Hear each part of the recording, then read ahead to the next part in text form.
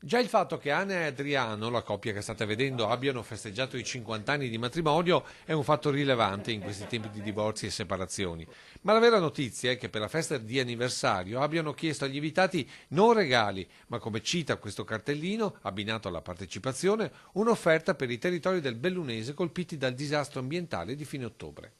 Anna e Adriano appartengono alla grande famiglia dei Luna Park e seppur avendo base a Nervesa, la montagna veneta la conoscono davvero molto bene. Il territorio lo abbiamo dentro perché il nostro paese non è uno, è tutto il nostro giro di fiere e sagre che facciamo durante l'anno, siamo diciamo di tutti i paesi. Conoscendo e amando queste terre, inevitabile il colpo al cuore vedendo quello che era successo a fine ottobre. Ma vederlo proprio di persona è una cosa che tocca proprio dentro, allora abbiamo deciso, se potevamo dare anche qualcosa di più. Così il 6 dicembre, come testimoniano le immagini dell'album per l'anniversario, in tanti hanno partecipato alla festa che alla fine ha raccolto oltre 2000 euro, somma che l'altro giorno Adriano con figlio e nipote hanno consegnato nelle mani del governatore Luca Zaia. Zaia l'ho visto subito, non meravigliato, contento, sorpreso di aver preso, non so, un'idea del genere che a dire il vero non se l'aspettava nessuno.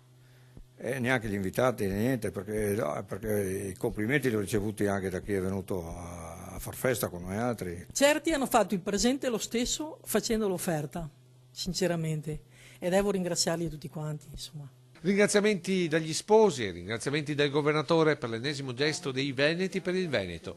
Una solidarietà che è di casa in famiglia Rossi, che qualche anno fa non ha esitato ad aiutare anche l'Abruzzo. Abbiamo fatto questa donazione di una nostra abitazione viaggiante e in pratica l'abbiamo donata a Norcia per i terremotati. Esempi concreti di solidarietà che sono anche lezioni di vita per le giovani generazioni. Perché lo sentivano nel cuore che la gente del Bellunese, che loro hanno vissuto tanto tempo là, aveva del bisogno da loro. La voglia di rifarla ancora magari qualche altra volta, qualcosa del genere.